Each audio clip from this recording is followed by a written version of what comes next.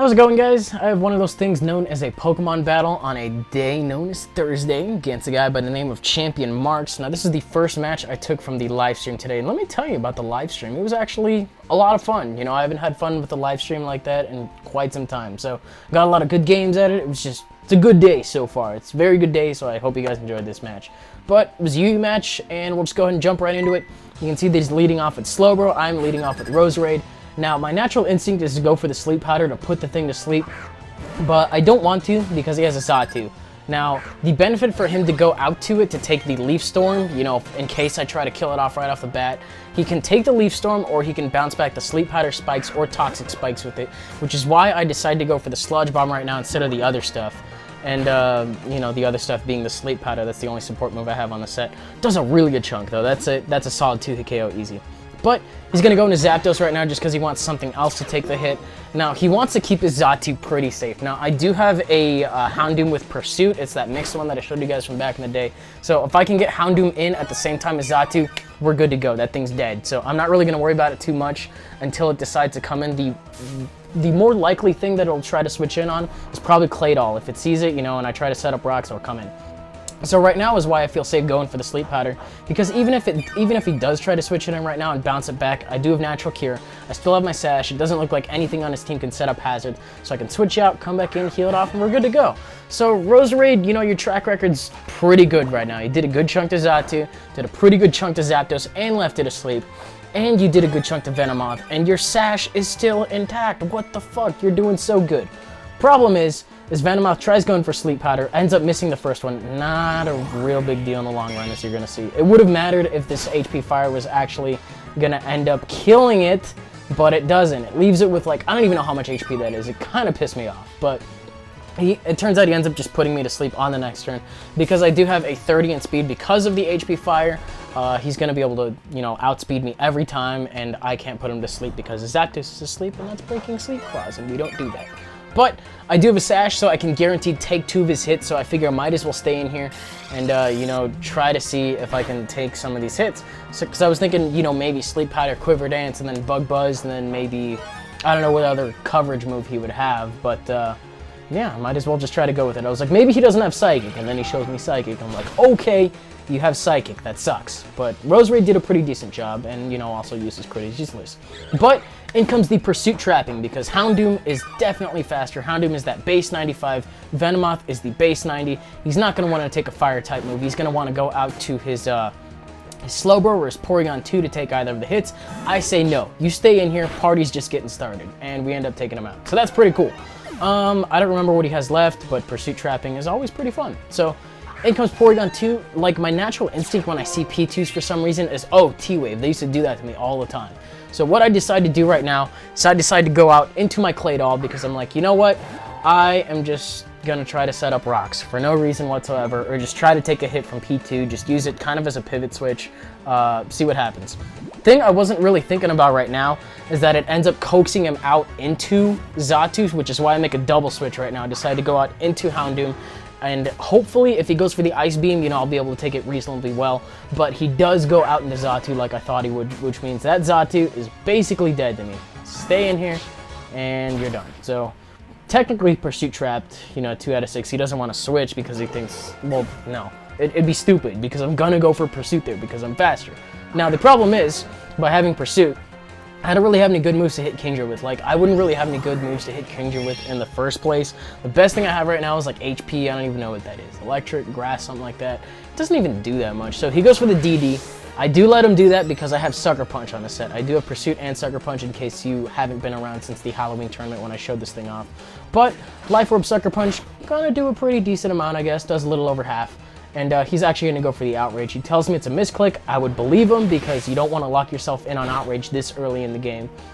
You know, just because of reasons. And I'm looking at my stuff and I'm like, what do I have to take hits? Claydol can probably take a hit and hopefully KO at this range with an Earth Power or a Psychic. I was like, I think Earth Power is the one with the higher base power. And, you know, I do have dual stab. I think Psychic is like 90 or 95. I'm pretty sure Earth Power is like 100 though. So it's like the special Earthquake. But go for it.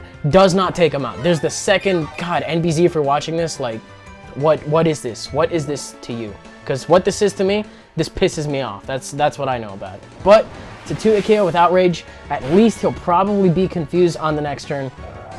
Maybe, I don't know. I do see the confusion now. If he didn't, I probably would have started panicking. But I do have Juan Mega. It's fine. Now, what Juan Mega is going to do is it's going to scare the shit out of him so much, he's going to kill himself. And that's pretty cool.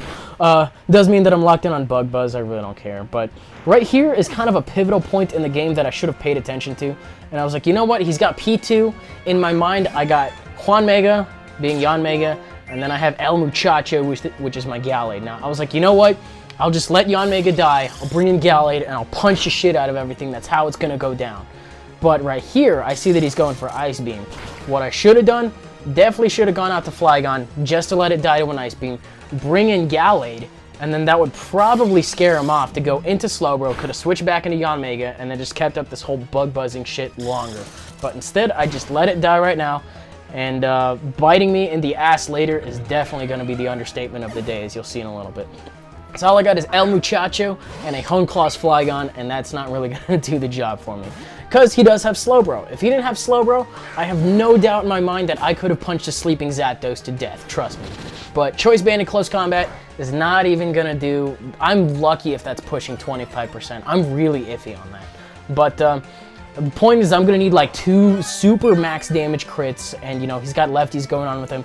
It's going to be like a 3-hit KO at absolute, like freaking rubbing a rabbit's foot on your dick. Like, that's the best kind of luck you got to have. But I decided to go out and Flygon just to take hits because reasons and stuff. I was like, oh, I don't know what I'm going to do. I'm kind of fucked at this point because I lost Yan Mega, and I'm definitely thinking Choice Specs Bug Buzz would have taken care of Slowbro. So that kind of sucks, but we'll see what I can do. So, right now, he decides to switch out. I guess he doesn't want to take a... I'm thinking he doesn't want to take a U-turn, which is the main reason he probably switches out to go into Zapdos to resist it. It's asleep, and, you know, why the hell not? I do have Stone Edge on Gallade, too, so that would have been nice.